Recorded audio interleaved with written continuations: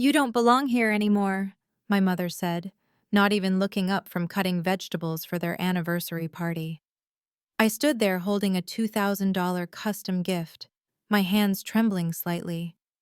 What she didn't know, what I'd kept secret for 42 months, was that I'd been paying for everything. Their mortgage, their car, their lifestyle.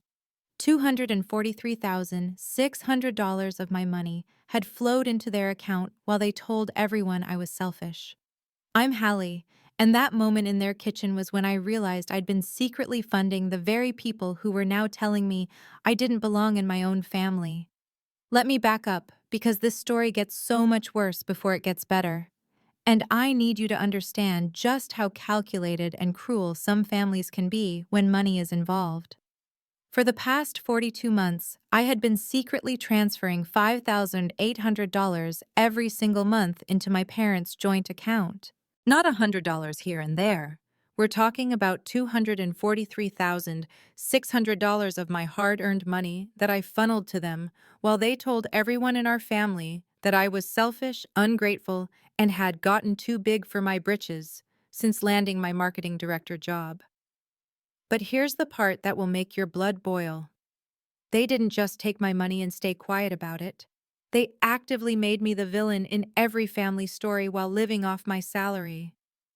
At every gathering, every holiday, every phone call with relatives, I was painted as the daughter who thought she was too good for her humble beginnings. My mother would tell people, "Hallie makes good money now, but she's forgotten where she came from." My father's favorite line was, "Success went to her head. She barely calls anymore." Meanwhile, I was literally paying their mortgage, their car payments, their credit card bills, and sending an additional $1,200 monthly to my 26-year-old sister Emma for her graduate school expenses.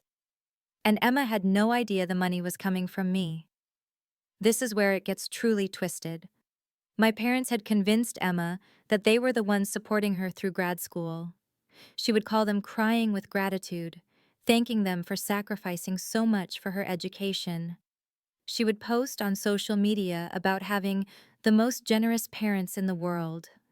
She even wrote them a heartfelt Mother's Day card last year about how they were still taking care of their children even when money was tight. I saw that card. I was in their living room when Emma FaceTimed to thank them for the latest tuition payment, money that had come directly from my checking account 3 days earlier. I watched my parents accept her tears of gratitude, her promises to pay them back someday, her guilt about being such a financial burden on them. They never once mentioned my name. The worst part? I had started this financial arrangement because of a medical emergency. 3.5 years ago, my father had a heart attack. No insurance, mounting hospital bills, the threat of losing their house. I stepped in during a genuine crisis, planning to help temporarily until they got back on their feet. But temporary turned into months, which turned into years, and somewhere along the way, my emergency assistance became their lifestyle. They upgraded their car, started eating out more often, joined a country club. My father, who claimed he couldn't work due to his heart condition, somehow found the energy to play golf 3 times a week at a club that cost $400 monthly in dues. When I finally got the courage to ask about scaling back my support, my mother launched into a guilt trip that would make a professional manipulator proud. "We sacrificed everything for you and Emma," she said. "We used our retirement savings for your college education. This is just payback for all those years we invested in you." Payback. She actually used that word. So I kept paying, month after month, because every time I considered stopping, they would find a new crisis. The roof needed repairs. The car broke down. Emma needed emergency dental work. Always something that required exactly the amount I had been planning to reduce their monthly allowance by. But the 33rd anniversary party was different, because I had finally started connecting the dots between their constant financial emergencies and their increasingly cruel treatment of me at family events. I had spent 6 weeks planning the perfect anniversary gift. Not just flowers or jewelry, but a custom memory book with professional restoration of their old photographs, handwritten notes from family members, even a video compilation that took me 3 weekends to edit. The whole package cost me $2,000, and I was genuinely excited to give it to them.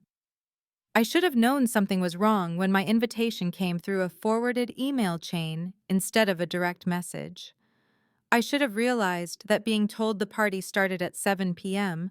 when it actually started at 6 p.m. wasn't an accident. I should have noticed that I was the only family member who didn't get asked to help with planning or setup.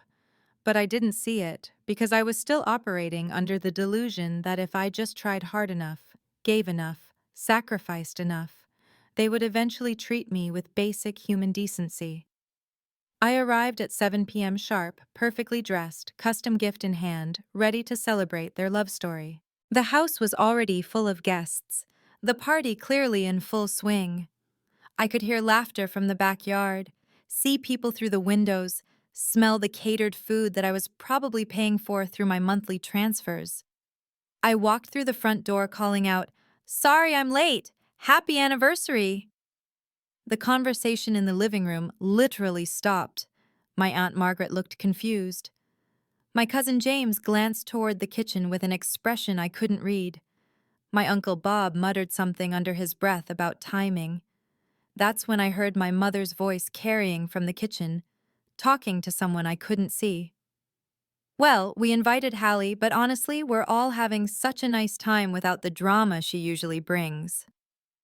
I stood there holding my expensive gift, wearing the dress I'd bought specifically for this occasion, listening to my mother tell someone that the party was better without me, while I was literally standing in her living room. I walked into that kitchen, and the conversation I had with my parents in front of Mrs. Henderson from next door will be burned into my memory forever. "Happy anniversary, Mom and Dad," I said, extending the gift bag. "I'm so sorry I'm late."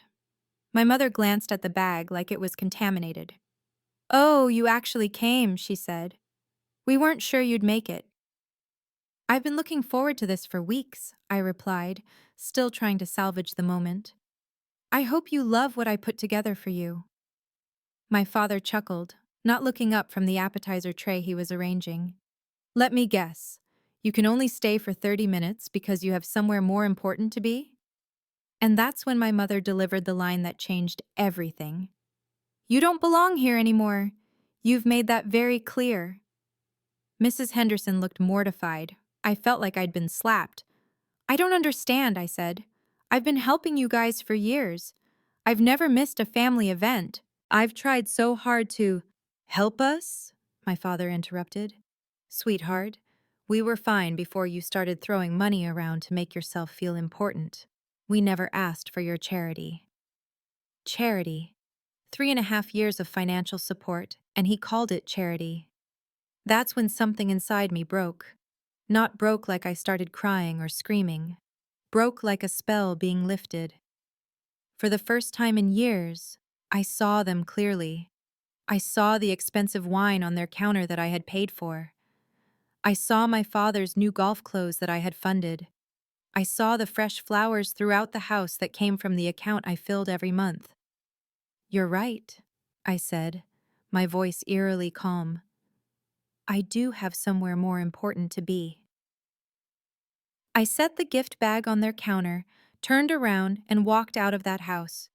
Past the confused relatives in the living room, past my cousin asking where I was going, past the backyard full of guests who had no idea what had just happened. I got in my car, drove home in complete silence, and for the first time in 3.5 years, I felt something I had forgotten existed: self-respect. But the real drama was just beginning, because when you cut off people who have been using you as their personal ATM, they don't just accept it gracefully and move on with their lives. Oh no, they declare war. Within 2 hours of me getting home, I had canceled the $600 flower arrangement scheduled to be delivered to their house the next morning, removed their access to our joint account, and stopped all automatic transfers. $75,000 of support, gone with a few clicks on my banking app. And then my phone started exploding. The family group chat lit up like a Christmas tree, messages pouring in faster than I could read them. Hallie, what happened at the party? Mom is crying. What did you do? You just embarrassed them in front of everyone. Family is family. You need to apologize. But the message that made me laugh out loud, actually laugh, came from my cousin Rachel. What kind of daughter abandons her parents on their anniversary? I typed back one sentence that I had been waiting 3.5 years to send. The kind who just realized her parents have been cashing $250,000 checks while trashing her reputation. Then I turned off my phone and went to bed. And for the first time in months, I slept through the night without a single anxiety dream about family obligations or financial emergencies. But at 6:47 a.m. the next morning, I woke up to 17 missed calls and a text message from Emma that would reveal just how deep this betrayal actually went. Emma's text message at 6:47 a.m. was just 5 words that made my blood run cold. Did you stop paying them? I stared at my phone screen, my coffee getting cold in my hands. How did she know? I hadn't told anyone about cutting off the money. I hadn't even told Emma that I was the one funding her graduate school in the first place. I called her immediately. Emma, what's going on? Hallie, oh my God. I'm so glad you answered. Her voice was shaky, like she'd been crying. I just got the weirdest call from Mom at 6 in the morning. She was practically hysterical, saying you'd stolen money from their account and that I needed to call you immediately to fix this before you destroyed the family. My stomach dropped. She said I stole money? She said you had access to their account and you drained it out of spite after some fight at their party last night. She said they trusted you to help with small things occasionally, but you... Emma paused. Hallie, she said you took over $40,000 that was supposed to be for emergencies. $40,000. They were already rewriting history, minimizing the amount, making it sound like petty theft instead of me stopping a $250,000 support system I'd been providing for years. Emma, I need to tell you something, and it's going to be hard to hear. What do you mean? Your graduate school tuition, your apartment rent, your car insurance, that's all been coming from me for the past 2.5 years. Not them, me. The silence on the other end of the line stretched so long, I thought the call had dropped. Emma, are you there? That's not possible, she whispered. Mom and Dad have been sacrificing so much for my education. Dad even took out a second mortgage on the house to help pay for my program. They showed me the paperwork. My heart shattered for her. Emma, honey, I've been sending them $5,800 every month for 42 months. Your tuition comes out of that. Your rent comes out of that. Dad's second mortgage was probably just them showing you old paperwork to make you feel guilty. But I write them thank you cards. I call them crying about how much I owe them. Last month, I told Mom I felt so guilty about the financial burden that I was considering dropping out to get a job. What did she say when you said that? She said that quitting wasn't an option, that they'd figure out a way to make it work because my education was too important. She said they'd rather live on beans and rice than see me give up my dreams. I closed my eyes, feeling sick. While I was working 60-hour weeks to fund Emma's education, our mother was playing the martyr, accepting gratitude for sacrifices she never made. Emma, I need you to check something for me. Log into your student account and look at where your tuition payments are actually coming from. I heard her moving around, probably getting her laptop. After a few minutes, she came back to the phone. It says the payments come from Thompson Family Trust. That's not Mom and Dad's last name. That's because I set up that trust to handle your payments. I wanted to make sure there was no interruption in your schooling if something happened to me. The sound that came through the phone was like a wounded animal. Emma started sobbing, not crying, sobbing, in a way that made me want to drive the 4 hours to her apartment immediately. Hallie, I don't understand. Why would they lie about this? Why would they let me think? Oh God. Last week I posted on Instagram thanking them for working extra shifts to pay for my books. I tagged them, everyone saw it. Because they wanted the credit without the cost. They got to look like devoted parents while I actually paid the bills. But why didn't you tell me? Why didn't you let me know it was you? Because I didn't want you to feel indebted to me the way I felt indebted to them. I wanted your education to feel like a gift, not a burden. How much, Hallie? How much have you spent on me specifically? I did the math in my head. About $36,000 over 2.5 years. But Emma, I need you to know that I don't regret a penny of it. Your education is important, and I wanted to help. $36,000, she repeated numbly, and they've been taking credit for every cent. There's more, I said, because she deserved to know everything. They've been using you as leverage against me. Every time I considered reducing their monthly allowance, they'd mention how much Emma needed for school, how disappointed you'd be if they couldn't help anymore. They used me as a weapon against you. Essentially, yes. The line went quiet again, and when Emma spoke, her voice had changed completely. The confusion was gone, replaced by something harder. Hallie, I need to ask you something, and I need you to be completely honest with me. Okay. Have they done this before? Used one of us against the other? I thought about all the times growing up when Mom would say things like, Emma got straight A's this semester. Maybe you should try harder in school like your sister. Or when Dad would compare our career choices, always making it seem like one of us was the responsible daughter and the other was the disappointment. Yeah, I admitted.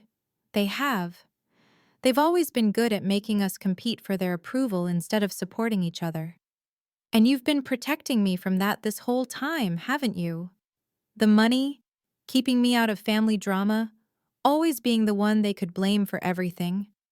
Emma, you don't need to. No, I do need to. Because I just realized something terrible. Last Christmas, when you didn't come to dinner, Mom spent the entire evening talking about how successful you'd become, but how it had changed you. She said you'd gotten selfish, that you used to be such a giving person, but success had made you cold. I didn't come to Christmas because they uninvited me, I said quietly. Mom called me 3 days before and said they'd decided to keep it small and simple that year, just immediate family. Then I saw photos on Facebook of 20 people at their house, including cousins I hadn't seen in years. What? Emma's voice cracked. She told me you were too busy with work to come. She said you'd called and canceled because you had some important client dinner. I've never missed a family obligation for work, not once. Jesus Christ, Hallie. They've been lying to both of us about everything. I'm starting to realize that, yeah. Wait, there's something else. Last month, when I couldn't afford my textbooks, I called them crying. Dad said they'd send money, but it would have to come out of their grocery budget, and they'd probably have to eat pasta for a week. Let me guess. The money appeared in your account the next day? Yeah, but I felt so guilty about it that I sent them a grocery delivery from Whole Foods. Cost me $300 that I borrowed from my roommate. I wanted to scream. Not only had they taken credit for my money, but they'd made Emma feel so guilty about it that she'd spent her own limited funds trying to pay them back for my generosity. Emma, I'm going to ask you to do something that might be hard. What? I want you to drive home today. I want you to look your parents in the eye and ask them to tell you the truth about who's been funding your education. And if they lie, then you'll know exactly who they really are. What if they cut me off? What if they get angry and decide I can't live at home anymore during breaks? What if they… Emma, I interrupted gently. They never supported you in the first place. They can't cut off something they never provided. And as for living at home during breaks, after what I'm about to tell you about last night's anniversary party, you might not want to anyway. I told her everything. The deliberate wrong time on my invitation, the cruel comments in the kitchen, the way they dismissed 3.5 years of financial support as charity, the way they'd planned my humiliation in front of their guests. By the time I finished, Emma was quiet in a way that scared me. Emma? I'm here. I'm just processing. All those times I defended them when my friends said they seemed manipulative. All those times I felt guilty for being a burden. All those thank you calls where I cried about how lucky I was to have parents who sacrificed for me. You are being manipulated by experts. This isn't your fault. But I should have seen it. I should have questioned why they could suddenly afford to help me when they'd always claimed money was tight. I should have wondered why their financial situation seemed to improve right around the time you started working at your new job. You trusted your parents. That's what children are supposed to do. Not anymore, she said, and her voice had an edge I'd never heard before. I'm driving home today. I'm going to confront them. And Hallie? Yeah? I want you to keep track of every penny you've spent on me, because the day I graduate and get a job, I'm paying you back every cent, with interest. Emma, you don't need to. Yes, I do, because unlike them, I actually believe in paying back the people who helped me. After we hung up, I sat in my kitchen feeling a mixture of relief and dread. Relief that Emma finally knew the truth, but dread about what our parents would do when confronted by both of us. Because people like our parents don't just accept being exposed, they fight back. My phone rang again. This time it was a number I didn't recognize. Hello? Is this Hallie Thompson? The voice was professional, female, unfamiliar. Yes, who is this? This is Sarah Chen from Henderson and Associates. I'm a family law attorney. Your father contacted our office this morning about potential legal action regarding some financial disputes within your family. My blood turned to ice. I'm sorry, what? He's claiming that you had unauthorized access to a joint account and that you've essentially stolen money that was being held in trust for family emergencies. He's asking about the possibility of filing charges for theft and exploring civil remedies to recover the funds. I almost laughed. Almost. Ma'am, I think there's been a misunderstanding. That was my money from my account that I was voluntarily transferring to them. I simply stopped the transfers. Could you provide documentation of that?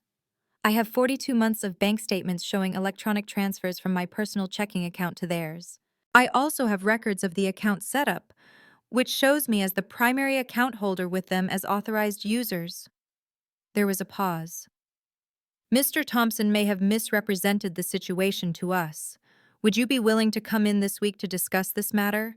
If you have the documentation you mentioned, this could be resolved very quickly. Absolutely. But I have to ask, what exactly did my father tell you? Another pause. He claimed that a family trust had been established to help care for elderly parents and that a family member had embezzled funds from this trust. He provided what appeared to be financial records showing significant withdrawals from an account. The only financial records he could have provided would show money going into their account, not out of it, because that's what happened for 3.5 years. I see. Mr. Thompson, would Monday at 10 a.m. work for you? I think we need to clear this up immediately. I'll be there. As I hung up the phone, I realized that my parents had just made the biggest mistake of their lives. Because by involving lawyers, they'd forced me to gather all the evidence I'd been too polite to use against them. And I had a lot of evidence. But before I could even start organizing my financial records, my doorbell rang. I looked through the peephole and saw Emma standing on my porch with 2 suitcases and the most determined expression I'd ever seen on her face. I opened the door. That was fast. I thought you were driving home to confront them. I did, she said, walking past me into my apartment. It lasted about 10 minutes. What happened? Emma turned to face me, and I could see she'd been crying. But there was something else in her eyes now. Something harder. I walked in and asked them point blank if they'd been lying about who pays for my school. Dad immediately started yelling about how ungrateful we both were, how they'd given us everything, and we were destroying the family over money. And Mom? Mom tried to convince me that you were having some kind of mental breakdown and that I shouldn't believe anything you said. She said you'd always been unstable when it came to money and that you were trying to manipulate me against them. So they doubled down on the lies. Oh, it gets worse. When I showed them the bank records on my phone, proving that the money came from your trust, Dad said that you'd probably forged those documents to make them look bad. Forged bank records, right. But here's the kicker. When I told them I knew about the $243,000 you'd given them over the years, Mom's face went completely white. She asked how I could possibly know that number. Because that's the number you can only know if you've seen the actual financial records. Exactly. And that's when I knew, without a doubt, that everything you'd told me was true. Because if they were innocent, they would have been confused by that number, not terrified of it. Emma sat down on my couch and looked at me with an expression that broke my heart. Hallie, I owe you an apology that I'll probably spend the rest of my life trying to make up for. Emma, you don't. Yes, I do. Because for 2.5 years, I thanked the wrong people for your generosity. For 2.5 years, I worried about being a burden on people who weren't even carrying the load. And for 2.5 years, I never once called my big sister to thank her for making my dreams possible. She started crying again, but this time they weren't tears of confusion. They were tears of rage. They stole my gratitude, Hallie. They stole years of me thanking you, appreciating you, acknowledging what you were doing for me. They stole my chance to tell you how much you mean to me, because I didn't even know what you were doing. I sat down next to her and pulled her into a hug. You know now, that's what matters.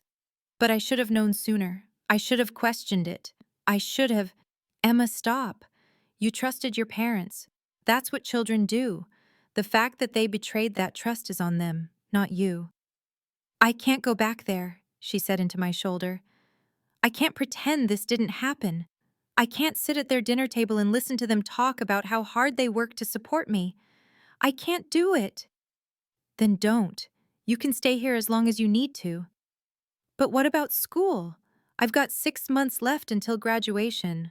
What if they somehow find a way to stop the payments? What if... Emma, listen to me. Your tuition gets paid directly from my account through that trust I set up. They never had any control over it, and they can't stop it. Your education is safe. She pulled back to look at me. You really did think of everything, didn't you? I tried to protect you from exactly what happened today. I just didn't think they'd be stupid enough to involve lawyers. Wait, what do you mean? I told her about the call from the attorney, about Dad's claims of theft and embezzlement. Emma's mouth fell open. He's actually trying to have you arrested for giving him money? Apparently so. That's it, Emma said, standing up with a suddenness that startled me. I'm done protecting them. I'm done being polite. I'm done pretending this is some kind of family misunderstanding that we can work through. What are you thinking? She pulled out her phone. I'm thinking it's time the rest of the family heard the truth. All of it.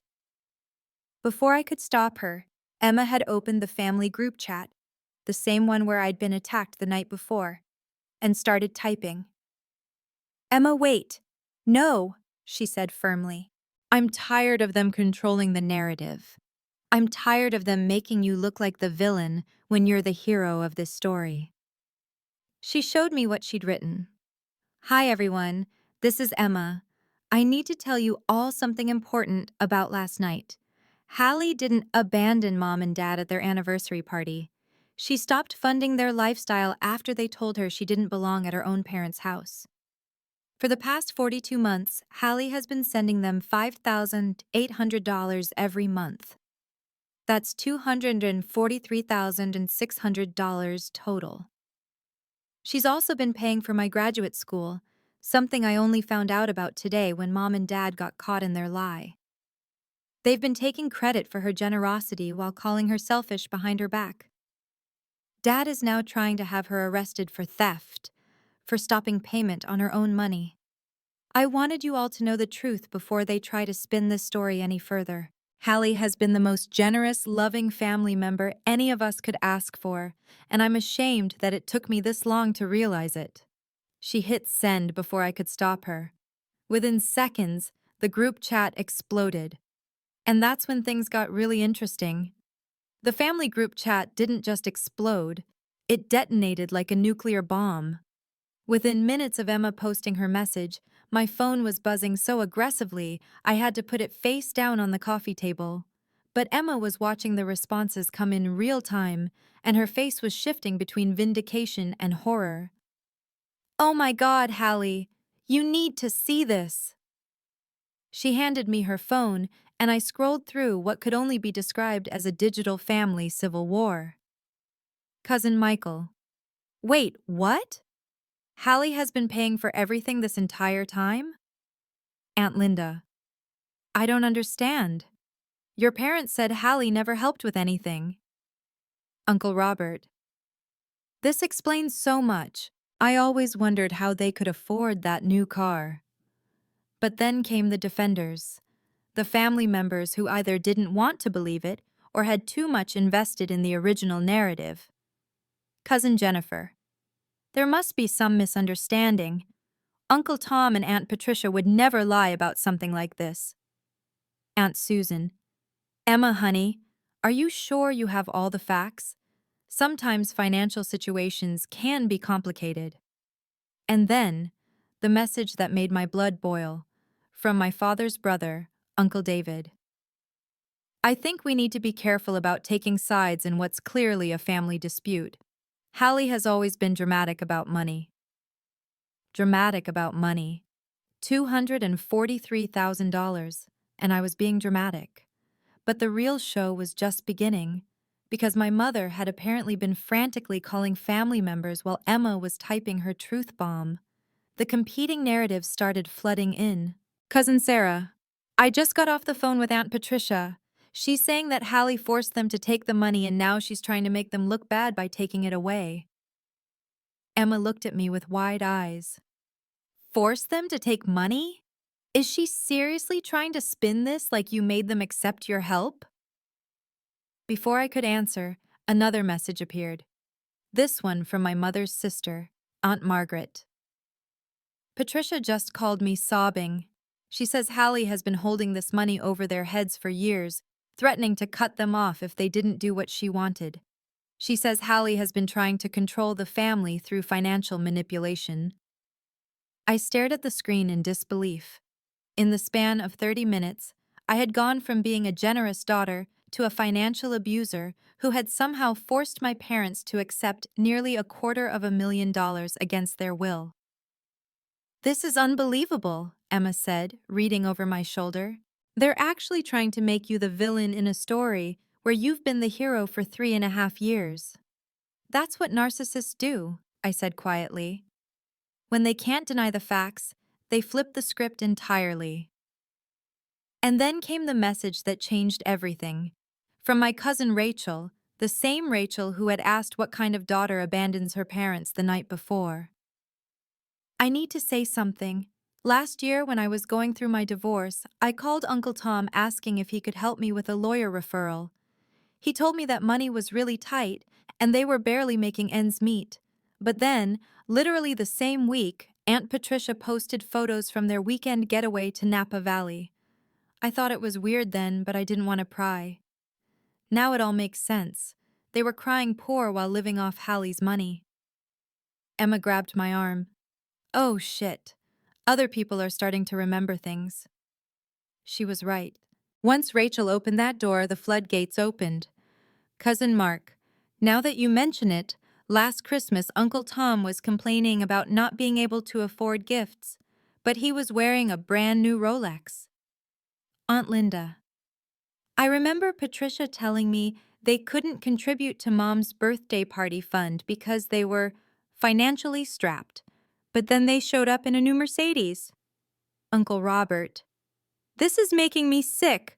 I've been sending them money for their emergencies for the past 2 years because they said they had no family support. That last message hit me like a truck. Emma, did you see that?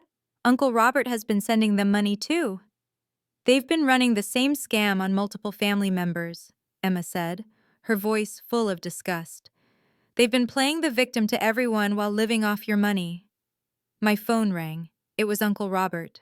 Hallie, please tell me what Emma posted is true. It's all true, Uncle Robert, every word. Jesus Christ. I've sent them nearly $8,000 over the past 2 years. They told me you had cut them off completely, and they were struggling to pay for basic necessities. My heart sank. I'm so sorry. I had no idea they were scamming other family members. Don't you dare apologize. You're not the one who should be sorry here. I can't believe they've been lying to all of us for this long. After I hung up with Uncle Robert, Emma and I sat in silence for a moment, watching more messages pour into the group chat. The family was rapidly dividing into two camps, those who believed the evidence and were horrified, and those who were either in denial or had their own reasons for defending my parents. But then my mother made her first and last appearance in the group chat. Mom, I can't believe what I'm reading. After everything your father and I have done for this family, this is how we're repaid? With lies and accusations?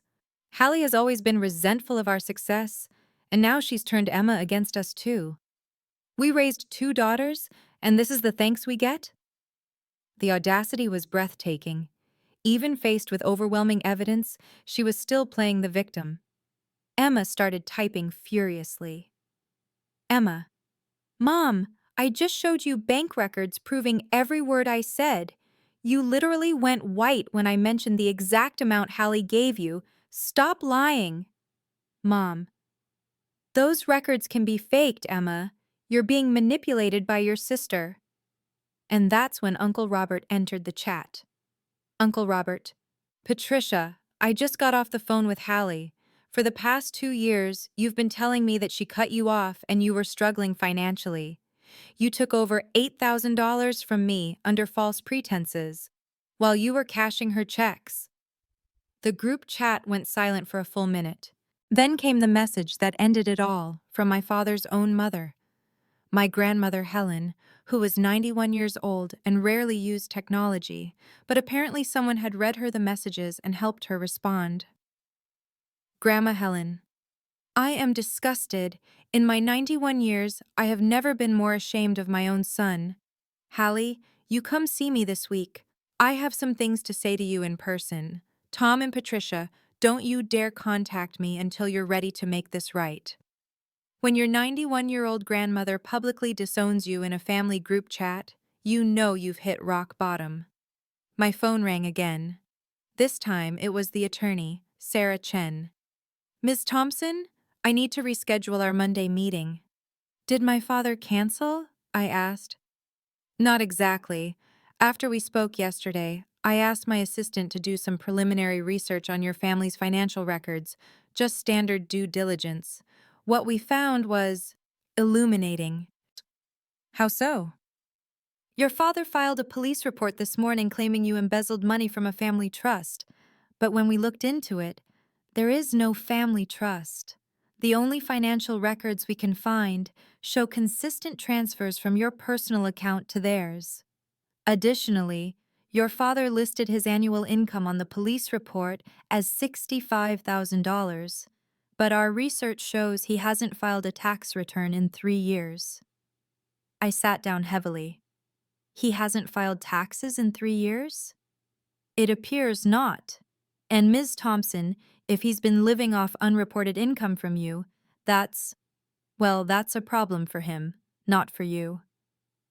What does this mean for the case against me? There is no case against you. In fact, your father may have committed several crimes by filing a false police report and potentially evading taxes. I've already contacted the authorities to clarify the situation. After I hung up with Sarah, I looked at Emma, who had been listening to my side of the conversation with growing amazement. They're in actual legal trouble, aren't they? She asked. It sounds like it. Good, she said fiercely. After what they've done to you, to me, to Uncle Robert, to everyone. They deserve whatever's coming. My phone buzzed with a text from an unknown number. This is Detective Morrison with the County Sheriff's Office. We need to speak with you regarding a complaint filed by Thomas Thompson. Can you come in today? I showed Emma the text. Well, this just got real. 2 hours later, I was sitting in a stark interview room at the sheriff's office with Detective Morrison, a tired-looking woman in her 50s who seemed as unimpressed with my father's story as I was. So let me get this straight, she said, looking at the paperwork in front of her. Your father claims you stole money from a family trust, but there's no record of any family trust. He claims you had unauthorized access to his bank account, but you're listed as the primary account holder. He claims you took $40,000, but the bank records show you deposited over $200,000 over the past 3 years. That's correct. And he filed this report the day after you stopped making voluntary payments to his account? Yes. Detective Morrison leaned back in her chair.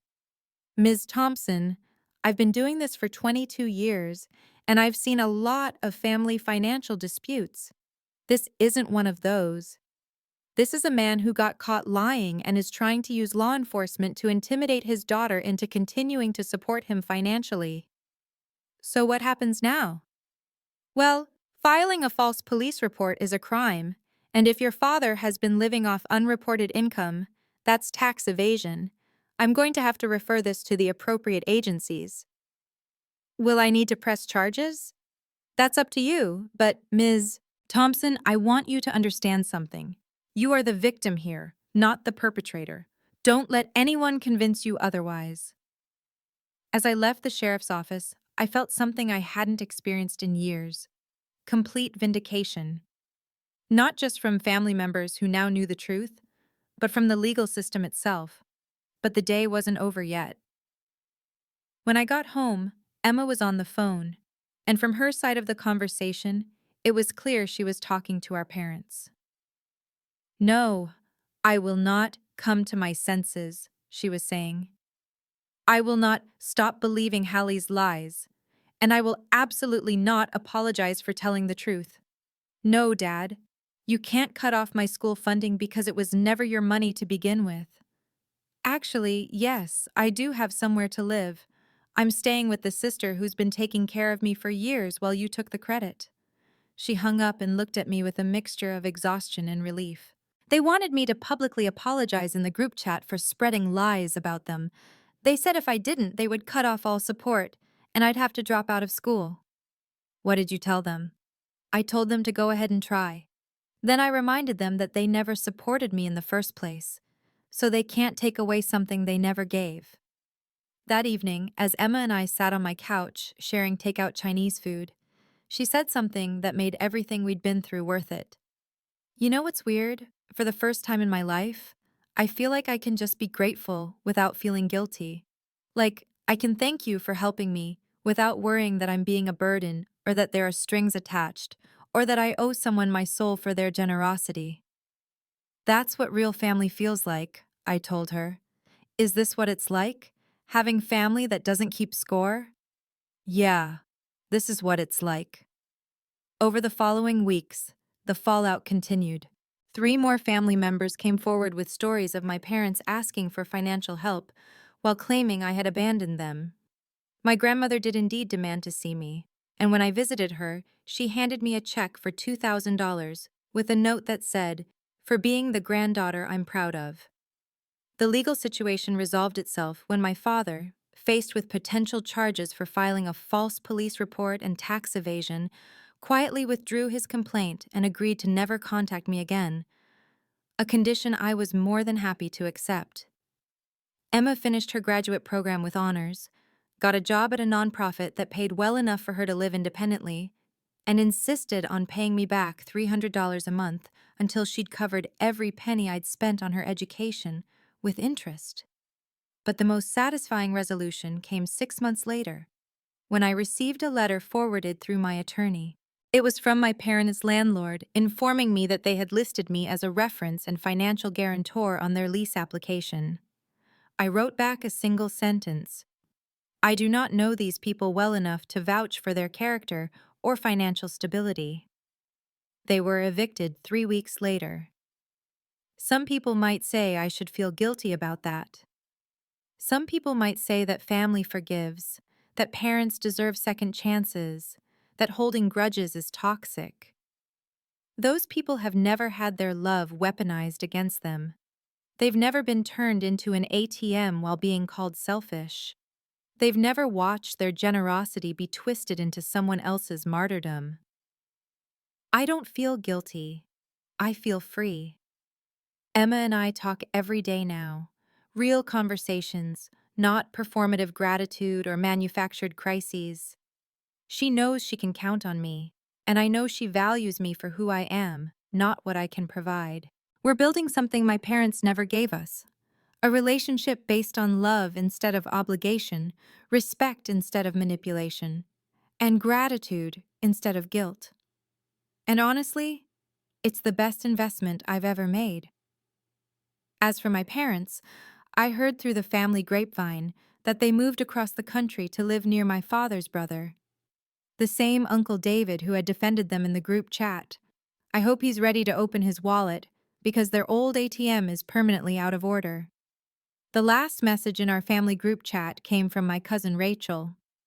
I think we all learned something important this week. Real family doesn't keep receipts, but they also don't lie about who's paying the bill. I couldn't have said it better myself. The group chat has been quiet ever since.